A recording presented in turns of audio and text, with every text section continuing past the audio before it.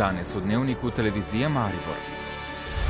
Obiskali smo kmetijo, ker danes še nimajo elektrike. Uničenih naj bi bila polovica gozdov. Mlade skušajo navdušiti za tehniške poklice in delo v industriji. Strelci se približujejo koncu državnega ligaškega prvenstva. Novice Štajerske, Pomurja in Koroške ob 18.